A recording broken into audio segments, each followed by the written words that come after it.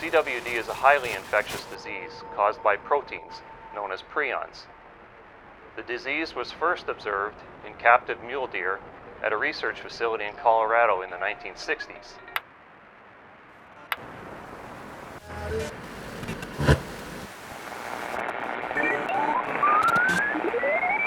Blue Wolfe and Friends presents Camp Here and There. Episode 56. Her antlers point down.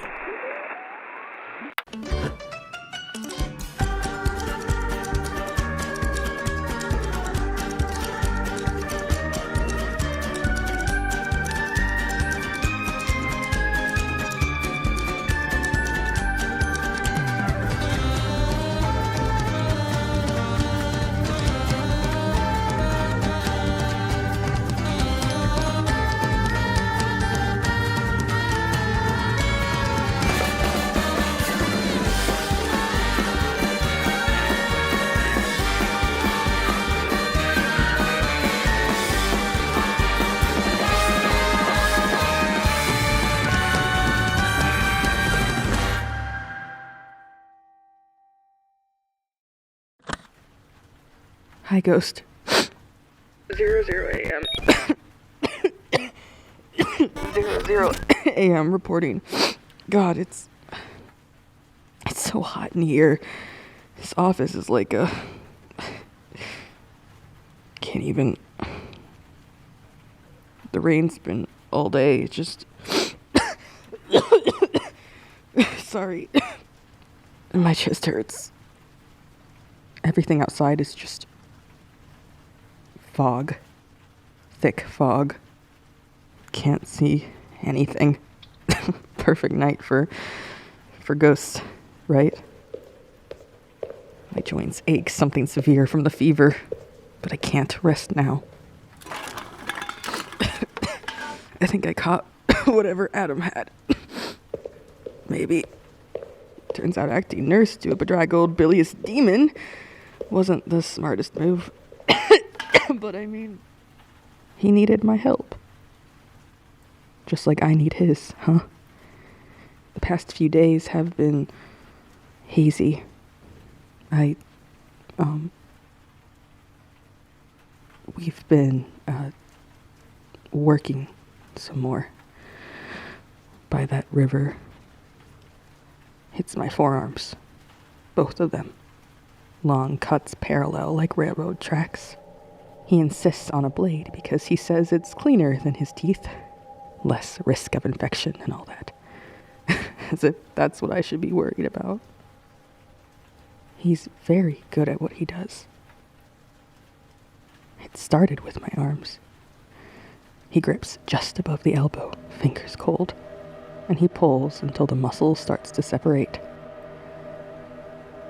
I can feel each fiber snapping one by one like guitar strings. The tender, fall off the bone quality to my flesh reminds me of pulled pork. The wounds must be deep enough to ensure the blood flows, dark and thick and warm, and he catches it in his palms, and sometimes he just laps it up from the source. For all that talk of infection, huh? My legs, too, now. My inner thighs. He says the blood there is richer and more vital, or whatever. The lacerations there sting more.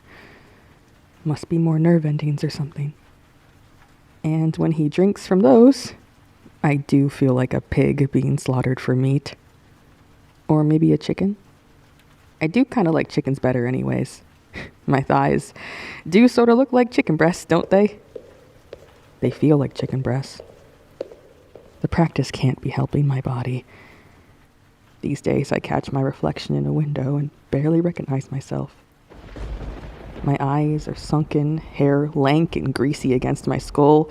When did I become this gaunt, gray animal?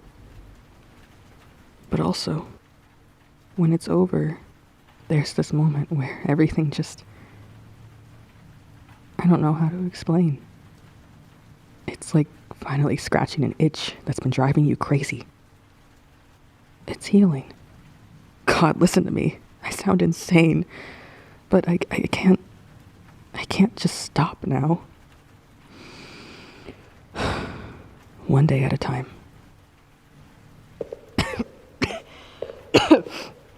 But I don't like the optics, and we're doing better, but I haven't been sleeping with Jedediah. I can't let him see the scars, and I know he's worried about me. He can tell something's wrong, but I keep telling him it's fine because, it is fine. I'm fine. I'm figuring out how to deal with things on my own, and that's not his business. He didn't want it to be his business. I tried. Better put, I'm figuring out how to deal with what he did to me on my own. I've been trying to make sense of all this, but my head feels like mush. Every thought gets tangled up into the next one. And before I know it, I'm lost in a labyrinthine web of questions that have no answers. He's lucky I don't.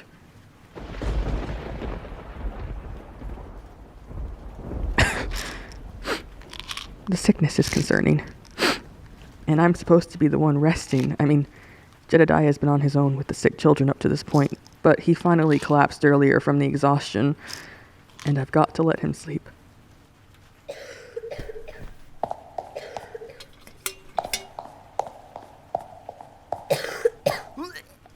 It's okay, Micah. Just get it in the bucket. There you go.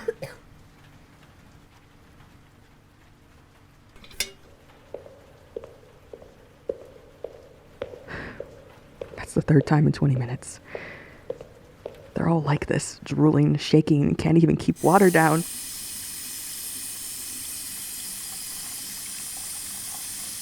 And their eyes, though. That's what's freaking me out. But I can't let my kids down.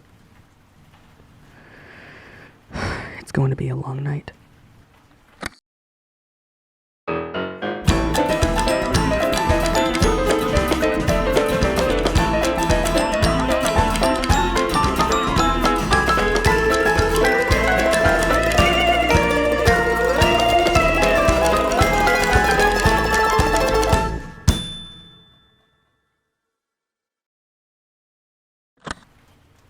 At this point, I don't think the rain will ever let up.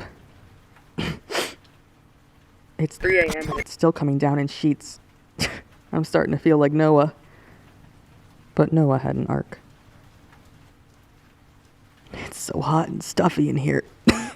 Like breathing through a wet cloth. I really wish the rain would stop. The constant drumming is making it hard to focus. But I can't afford to be distracted. This is something else. Their eyes are glazed over and glassy. They retch over the water and drool onto the floor, and it's frightening. God, I could see his face, pale and gaunt. Those hollow cheeks and sunken eyes. He was just a kid. And I'll never forgive myself. The thought of him wasted away to nothing. I see him in every camper's chubby face, in every shivering body and feverish brow. His smile is so like... I can't. The symptoms are terrifying. Now their limbs are going stiff. Like they're going through rigor mortis while still breathing. I watched Micah's legs seize up, and the muscles are constricting so tightly it looked like his calf was trying to crawl up inside his thigh. And I had to hold him down and force his leg to stay put until the spasms passed, but even then, his limb stayed contorted at that broken, backwards angle, stiff as a board. And the constant drooling. I've got towels stuffed under their chins, but it's not enough. The sheets are soaked and the pillows are damp, and I change them out as fast as I can, but it feels never-ending. I keep thinking about how quickly it's spreading. One camper goes down, and within hours, 3 more are showing symptoms. It's like a wildfire leaping from bed to bed, and they're all terrified, and it's breaking my heart. I can't keep up. I can't... No, I have to. I have to do this for him. No matter how bad I feel, I must. Oh, my dear campers, my sweet, miserable campers. I know you're all in pain, but I promise you, I am here for you. I will heal you. I will not fail. I will not fail. I have to figure out the extent of this demonic illness and its causes. I can't just sit on my thumbs and wait for them to die of dehydration or seizure. I mean, there's one camper, one of the older kids from Magpie Moth, that's especially disturbing me. She was the first to show the more severe symptoms this morning. And her transformation was... Jesus. Her face contorted with a wet, meaty sound, cheekbones liquefying beneath her sagging skin, her jaw unhinged with a pop that made my stomach heave, mandible cracking as it stretched to accommodate her tongue, which swelled and darkened to a gangrenous purple, veins bulging across its surface like bloated worms. Her arms, jeez, they elongated with a series of nauseating snaps, marrow spraying in a pink mist as jagged bone fragments punched through her flesh. Her fingers splayed with audible pops, tendons snapping like rubber bands, knuckles inverting until each digit writhed independently like pale, blood-slicked maggots. Her knees, I nearly fainted when I saw them, reversed with a snap like a celery stick. Her ankles dislocated with hollow pops, skin splitting as bones rearranged. It was as if her body had become some sort of twisted jigsaw. And through it all, she didn't make a sound. Just stared, drooling. Then her arm began to shimmer, flesh vibrating so rapidly it blurred. I didn't understand what I was looking at until what remained wasn't an arm anymore, but a puckered, inverted cavity of glistening red tissue, pulsating obscenely with each breath she took. She's still alive, and she didn't even look pained, instead gazing blankly forward with that glassy stare. But I quickly gave her the most potent sedative I had anyways, and she's sleeping now. Oh, I'm so scared, Ghost. I can't do this again. Though it doesn't feel like the laughing sickness. There's something very eerily familiar in the way those limbs contort. Check back later.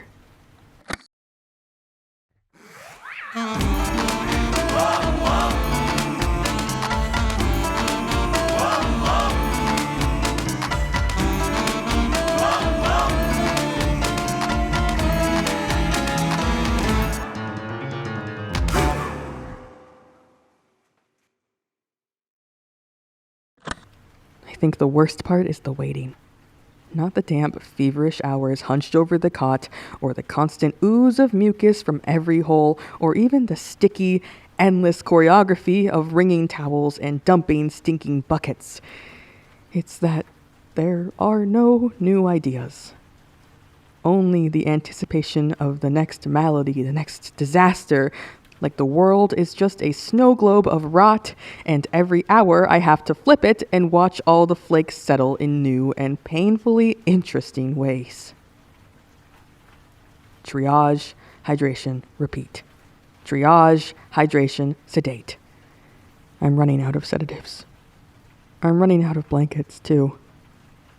By around 4 a.m., all the heat drained from the building, every muscle in me is seized up with cold and aches of wet frost. The kids are even worse. They shiver violently in their cots. The younger ones cry. They try to stifle it, but they're little and they can't help it. You see their faces screw up, the ghost of a wail twitching in their throats, and then it slips into a ragged, feverish groan. I try to tend to them with warm linens and glasses of ginger ale. My sleeves are always soaked through, and my hands at this point are pruny beyond recognition. Micah's growing worse, displaying symptoms similar to his cabin mate. I sit on the edge of his cot and hold his hand, count his breaths with him. When he finally passes out, I let myself slump next to his bed. Well, not really let. My knees buckle. I study the grain of the plywood floor, watch the parade of miniature ants marching between the cracks. It's a relief to have something so friendly to stare at.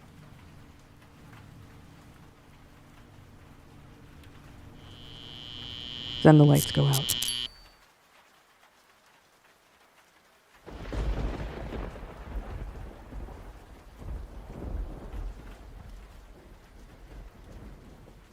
I fish a candle stub from the utility cabinet in the corner of the sick room, casting shadows across the cots. It's so lonely. There's only me and the sick and the dripping ceiling. I patch a cold compress for a girl whose skin is erupting with purpling blisters. I push fluids. I mop vomit. My joints are firing down my bones, pulling each nerve taut like a tightrope. I can feel every vertebra and muscle twitching and grinding against each other, and the hours pass like kidney stones.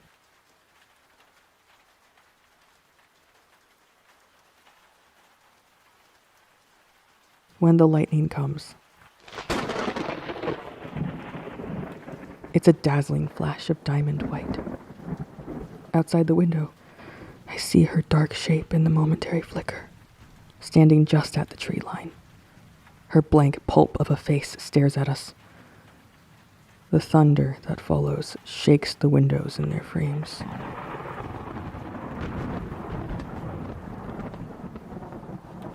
I try not to notice her, but the deer waits. When the next flash comes, she's closer. Standing at the lip of the field, her legs too long, her hide stretched and mottled with tumors, her hooves splayed and gleaming with something like tar. When the third bolt cracks, the deer is pressed full against the glass door. Her head is canted at a gentle, knowing angle. Her body is steaming in the rain. Inside the darkness of her face, something twitches. A bundle of nerves shifting into bulging, ramshackle eyes just under her skin. And then the door opens with a whimpering creak. It shouldn't have opened. The lock was set, the latch drawn by the white plastic lever. But with a slow, languid drift, the door slides inward, and the deer enters as the dank mist clouds around her legs. She tilts her neck.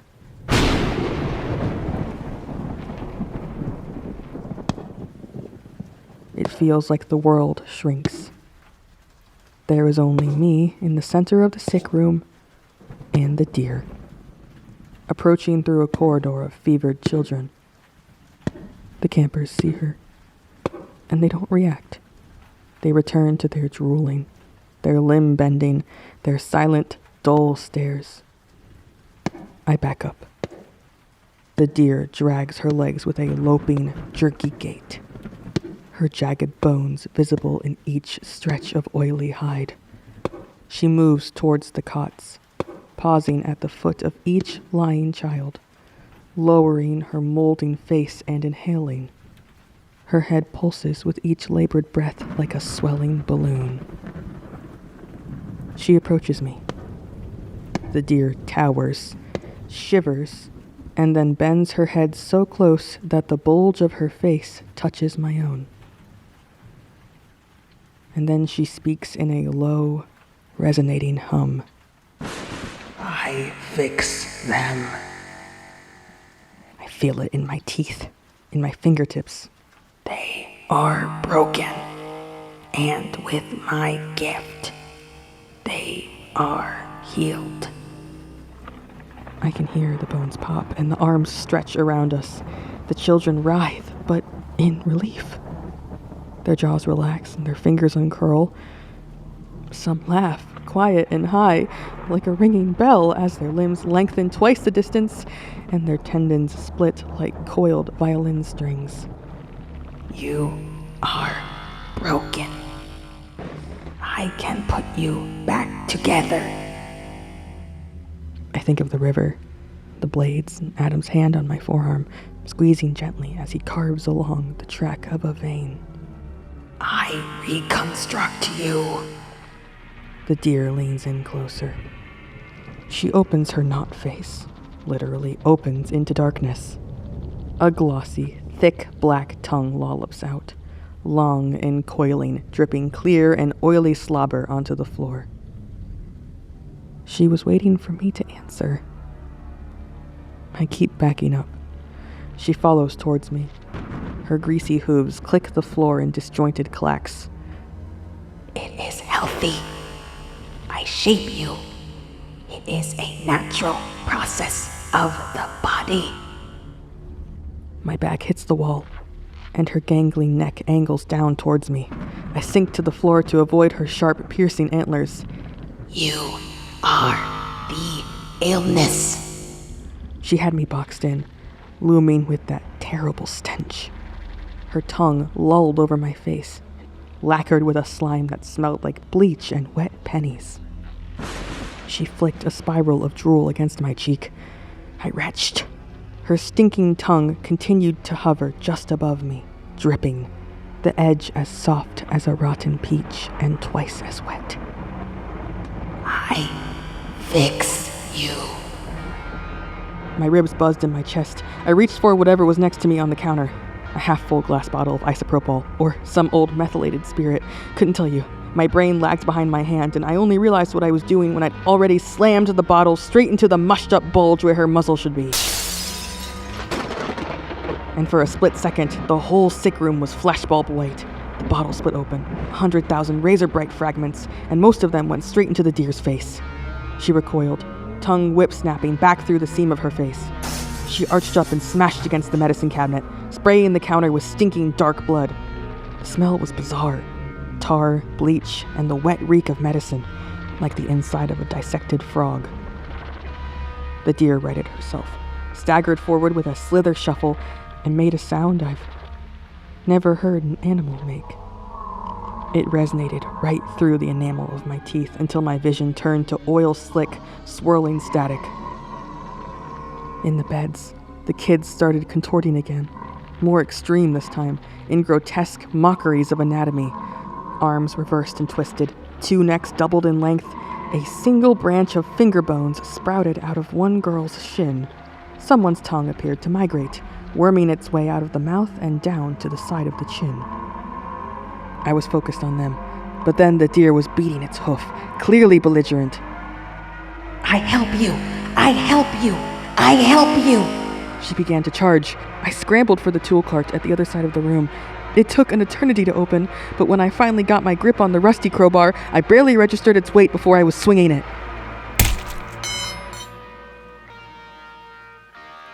I hit her jaw.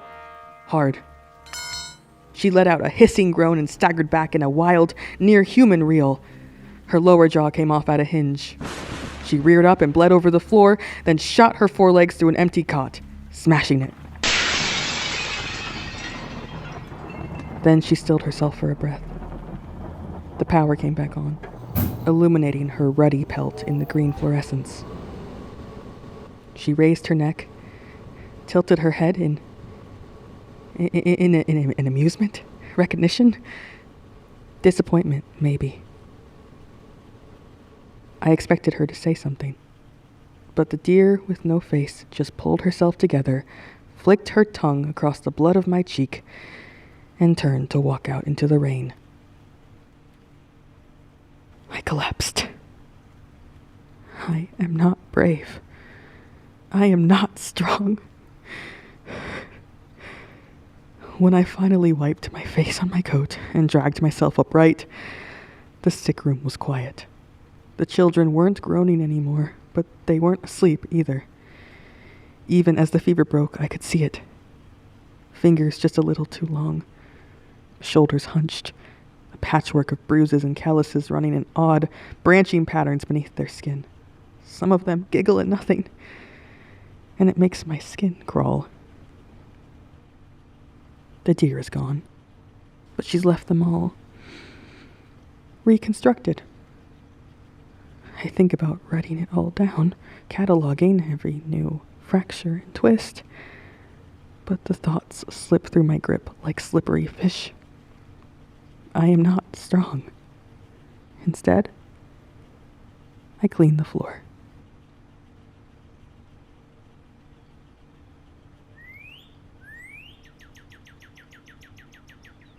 I'm gonna wake Jedediah now.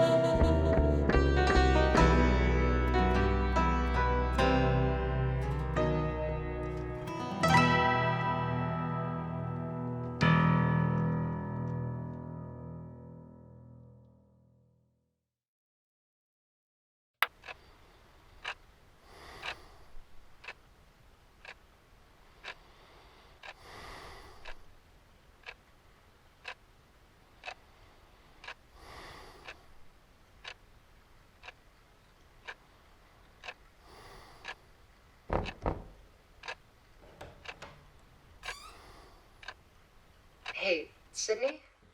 Were you asleep? I know Jedediah told me to let you rest, but... No, it's okay. Come in. I was just taking a nap.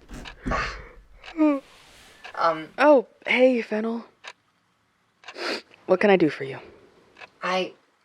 Well, you know, Rowan's gone missing, and... Rowan's missing?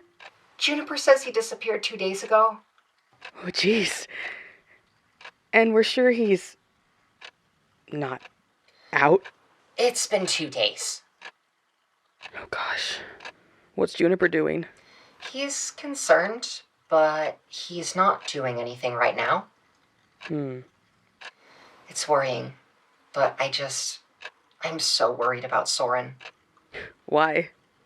He's getting worse. He barely talks to anyone but me, and even then it's all nonsense. Everyone laughs at him and his shenanigans or whatever, but I think he's gonna really hurt himself. You know him better than me. What do you want me to do? You're a healer, right? No one cares, but I just thought, I don't know. Maybe, you had a sort of medicine or treatment plan? There's nothing wrong with him. Medically, that is. He's suffering. What? You want me to prescribe him a bottle of Don't Be a Freak? There's no ointment for being terminally weird, Fennel. That's not what I just thought. Soren pays attention to you. He listens to you sometimes. You're a nurse, for goodness sake. I thought you might actually try to help. I'm really lost. I don't know how to help you. I'm sorry. Soren's just a weirdo with an ego. No cure for that. Wow. Have some empathy, Sydney. Why? He's cruel. He's suffering. I don't owe him anything. Wow. No wonder no one likes you. You are so mean. I hope you never have a loved one hurt the way he is. Forget I asked.